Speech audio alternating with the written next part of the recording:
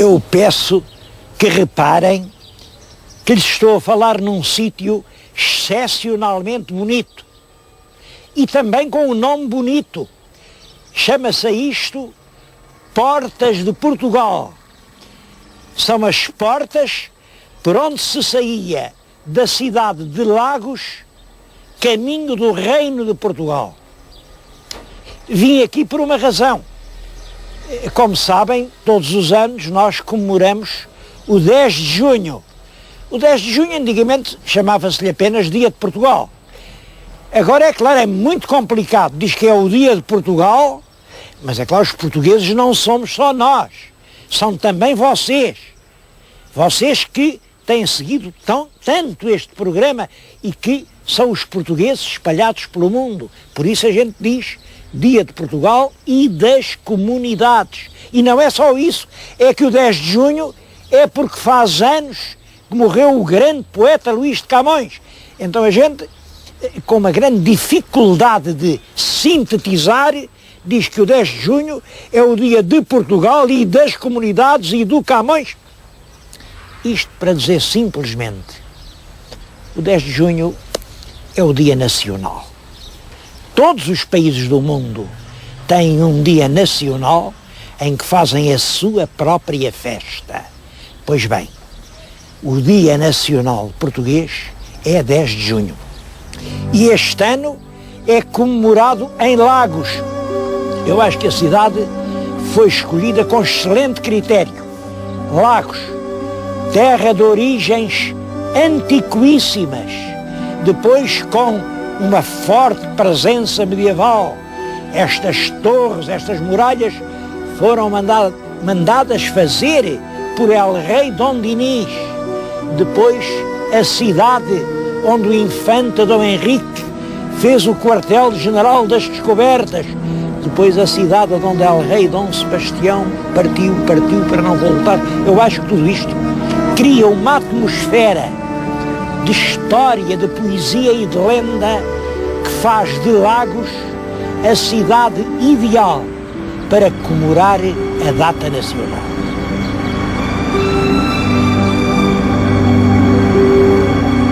Eu aqui gostava de lhes contar a história de Lagos.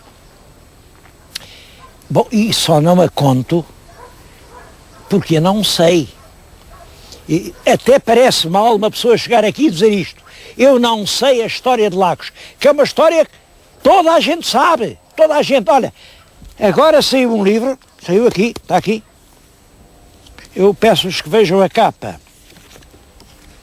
Cá está a história toda.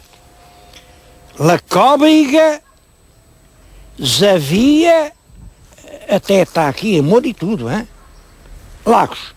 Isto quer dizer que a cidade, antes dos romanos, chamava-se La Cóbrega. Briga é uma palavra celta que significa castro. Depois os romanos mudaram o nome para Zavia, os mouros mudam-lhe o nome para Zavia, e depois os cristãos mudam o nome para Lagos. E é esta a história que se conta. Eu devo dizer que isto tudo é um disparate sem pés nem cabeça. Não há mudanças de nome. Essa mania de mudar o nome às coisas é agora a gente que tem. Muda o nome às cidades, muda o nome às ruas, muda o nome às praças, muda o nome às pontes. Mas isso é uma mania de agora, antigamente não era assim. E quando um ponto muda de nome, é porque houve alterações profundas. E a verdade é esta. Ninguém sabe que relações há entre estes três topónimos. La Cóbrega, que foi realmente uma cidade romana importante aqui neste imenso espaço da Baía de Lagos. Zavia, que foi uma terra, não sei até que ponto foi importante, acho que não foi, do tempo dos mouros. E a Lagos, a nossa querida e encantadora Lagos, que é para mim, a cidade mais bonita do Barlamento Algarvio. Quando a gente diz que esta transformou-se nesta, está pura e simplesmente a inventar um processo histórico que ignoramos. Da história não sei dizer-lhes, portanto, nada. Agora, do verdadeiro processo geográfico que fez nascer Lagos, isso, enfim, julgo que posso saber alguma coisa e é disso que lhes vou falar.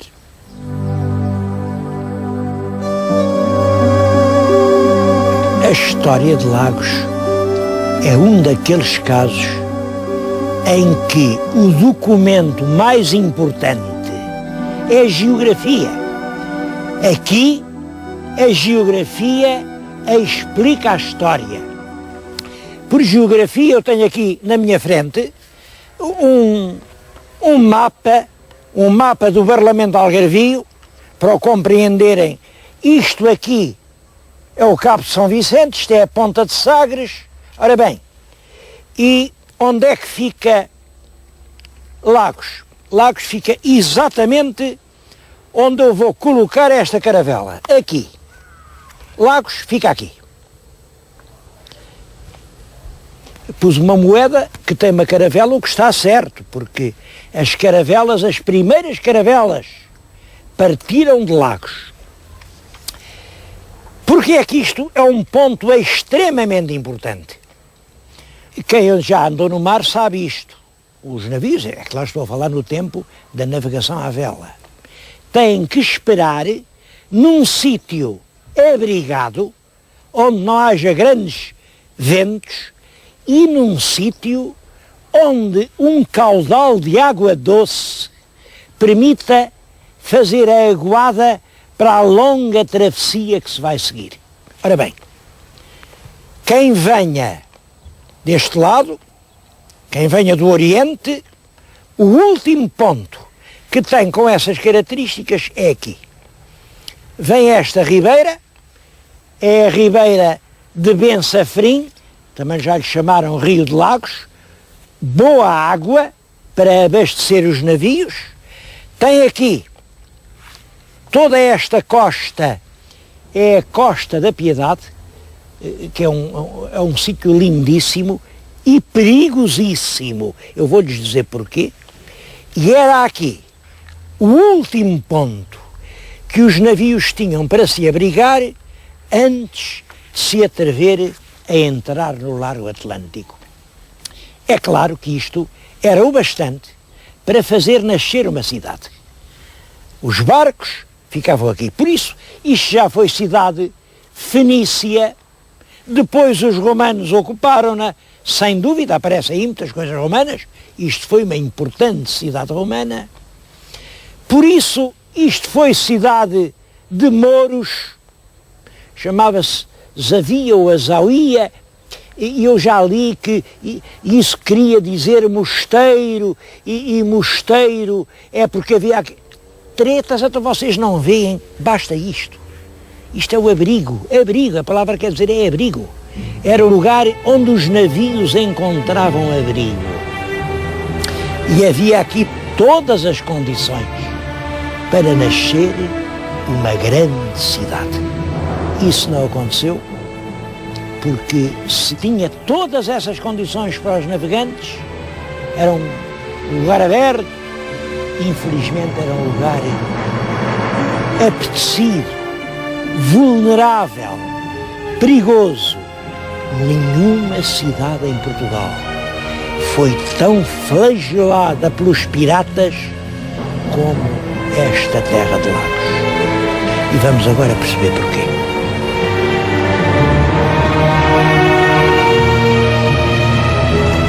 É que toda a costa, desde Lagos até Sagres, são altas falésias com grutas, aberturas, pequenas furnas onde era possível esconder durante o dia uma embarcação. Os barcos dos piratas eram barcos pequenos, geralmente com uma vela só, abertos, e metiam-se aqui, metiam-se nestas talocas onde ninguém os via. Durante a noite ou à hora marcada, caíam sobre a povoação e numa corrida muito rápida, apanhavam tudo quanto tinha algum valor, principalmente gente, não escapavam as crianças e levavam tudo arrebanhado para os vender como escravos nos mercados norte-americanos. Aqui em Lagos falam muito em escravos, até é muito costume mostrar um prédio que chamam o mercado de escravos, que realmente é alfândega. Esse nome de mercado de escravos é o nome que representa a nossa condenação, a nossa censura pelo facto de nós próprios termos praticado a escravatura. Mas devo dizer que nesse assunto de escravos, Lagos não foi apenas a autora, foi também vítima. Durante muitos séculos, quem dominava nestas costas e nestes mares eram os escravos e a terra não conseguia progredir. Penso que a verdadeira razão que impediu que Lagos, com aquelas praias, aqueles varadores dos navios, aquela possibilidade de fazer aguada, aquela proteção contra os ventos, aquele porto de abrigo, a única razão que impediu que ali se instalasse uma grande cidade foram exatamente estas cavernas onde os piratas se acoitavam. Já no século XVI, quando o rei Dom Sebastião pensou em mudar a sede do Algarve, até então era em Silves. Bom, mas Silves estava a morrer, o rio Arade tinha deixado de correr para o mar, havia pântanos malignos, os cônegos não queriam lá viver e era preciso outra cidade. E então teve que se escolher entre Lagos ou Faro, ou Tavira. E o Dom Sebastião escolheu Faro. E porquê não Lagos? Por isto, porque em Lagos eram constantes as incursões dos piratas.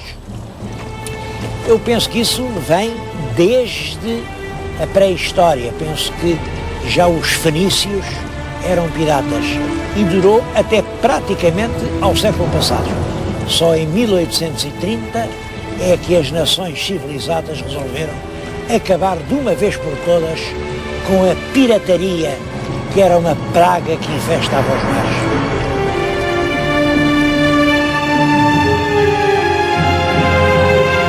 É claro que isto não é uma certeza, mas é uma hipótese. É muito possível que essa permanente ação flageladora dos piratas tenha concorrido para que a cidade de Lagos nunca fosse uma grande cidade.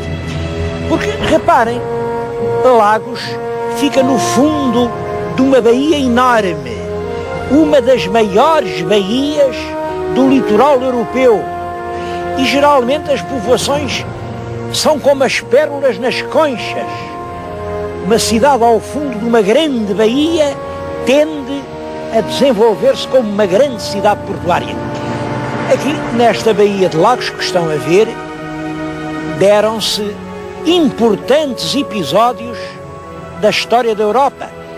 Hoje, completamente esquecidos, eu vou recordar dois que são particularmente importantes.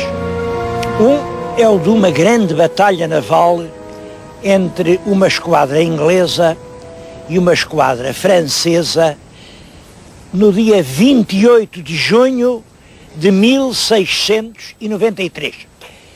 É um episódio das guerras de Luís XIV, neste caso é a guerra da Liga de Augsburgo. A França disputa à Inglaterra o domínio do mar. A França tem uma grande esquadra, a Inglaterra tem uma grande esquadra. A Inglaterra não interrompe as suas navegações no Mediterrâneo e foram 25 navios de linha ingleses até Semirna. Semirna é, como sabem, lá no fundo do Mediterrâneo. Semirna, já na Ásia Menor, o porto de Semirna. E era em Semirna que os navios carregavam para a Inglaterra imensas coisas, desde o chá às pérolas. Pois bem, foram 25 grandes naus de linha ao porto de Semirna para comboiar 400 navios mercantes que iam para a Inglaterra. O almirante do comboio e da esquadra inglesa era o almirante Rooke, um homem de grande prestígio. Os franceses viram-nos passar no Mediterrâneo, vieram atrás dele com uma esquadra muito poderosa, com praticamente toda a esquadra do Mediterrâneo, 71 navios de linha, comandados pelo conde de Tourville. Só os apanharam exatamente aqui, na Baía de Lagos.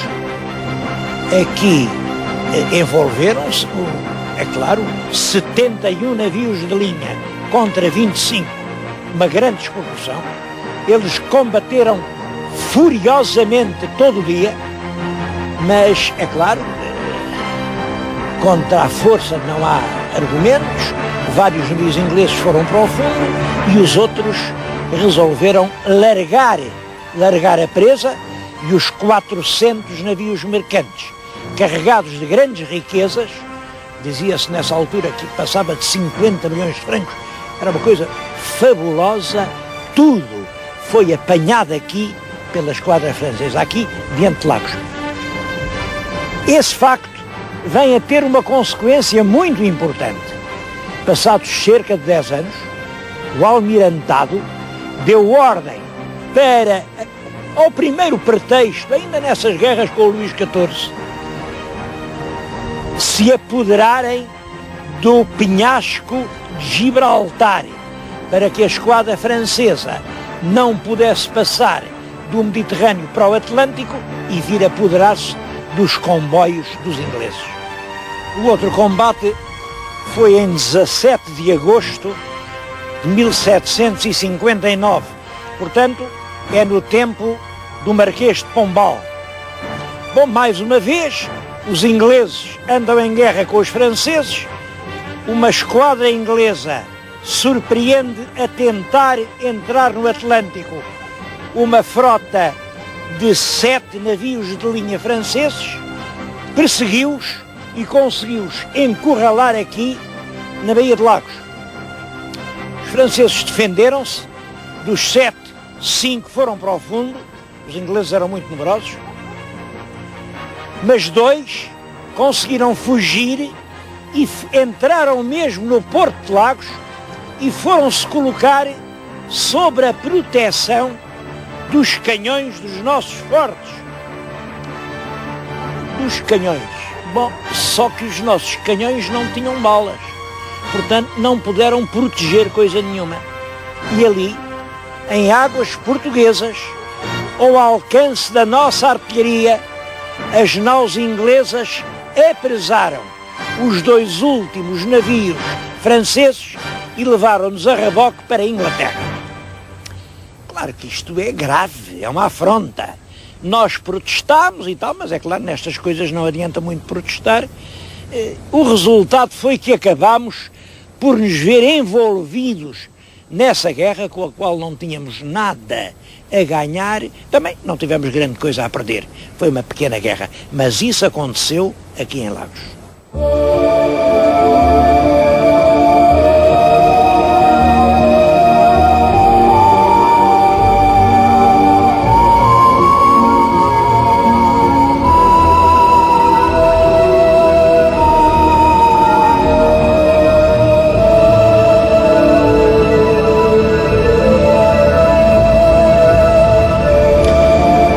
Entre os emblemas de Lagos há 2 grandes figuras históricas, o infante Dom Henrique e o rei Dom Sebastião.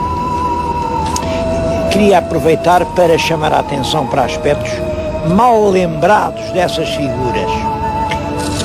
O infante Dom Henrique, em certa fase da vida, logo ali depois de 1400, logo depois de Tanger, vem aqui para o Algarve, instala-se aqui e não sai mais de cá. Bom, e diz muita coisa, porque é que ele veio para aqui? Para dirigir as navegações. Então, mas ele não podia dirigir as navegações lá em Lisboa, ou no Porto, onde tinha nascido. Porquê o Algarve? penso que também aí isso tem a ver com o tal problema dos piratas. O infante Dom Henrique é o responsável pela direção militar da Ordem de Cristo. E a Ordem de Cristo compete fazer a guerra no mar contra o Islão. Ora, a guerra no mar é o comando das galés. Quando anda Mouro na costa, a galé sai rapidamente, tem que se dar combate. Por isso mesmo, a sede da frota das galés era aqui no Algarve, foi concretamente em Lagos.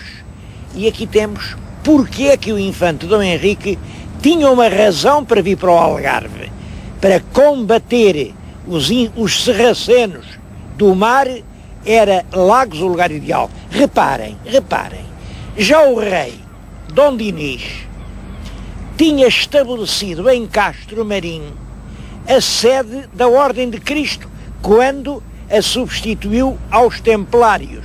Acabam os Templários e o rei Dom Dinis pede ao Papa para todos os bens passarem para a Ordem de Cristo e para a sede da Ordem, que estava em Tomar, sair de Tomar para Castro Marim. Porquê?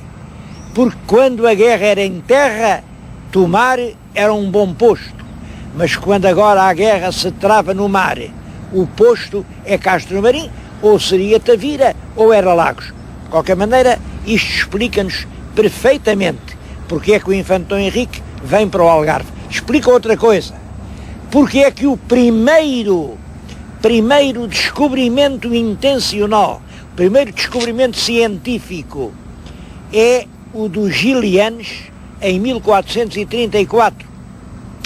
O cronista Zurara diz que antes dos Gilianos, um ano e outro, durante 12 tentativas sucessivas, o infante mandava os seus barcos para o mar, mas os barcos, em vez de irem a descobrir terras novas ou a resgatar riquezas no litoral africano, não.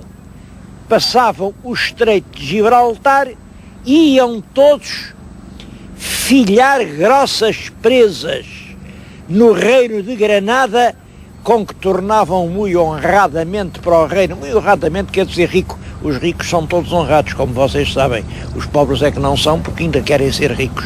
Ora bem, os cavaleiros do infante iam todos, portanto, para o Corso. Iam para o Corso porque essa era a sua função. Era a guerra contra o Islão.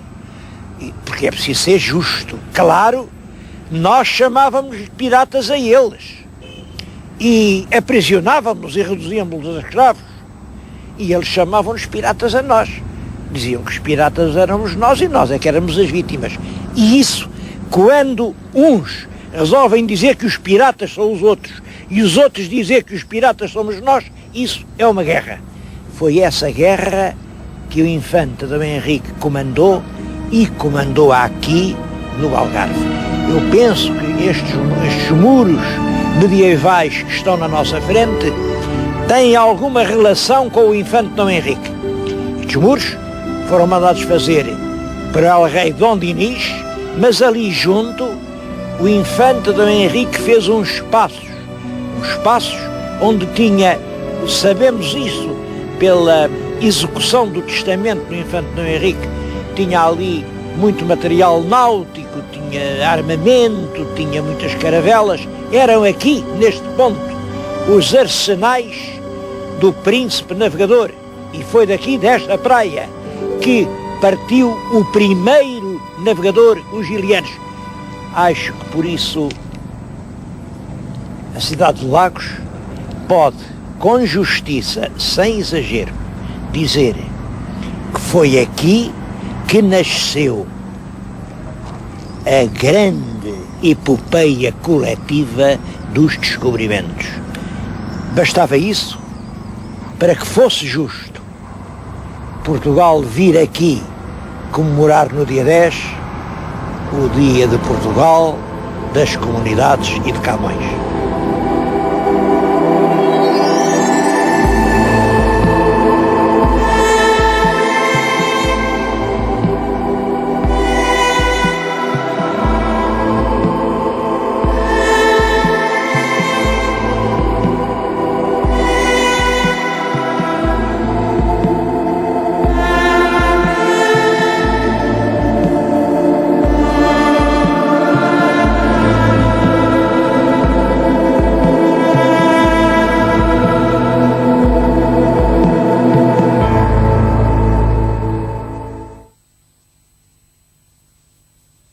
Música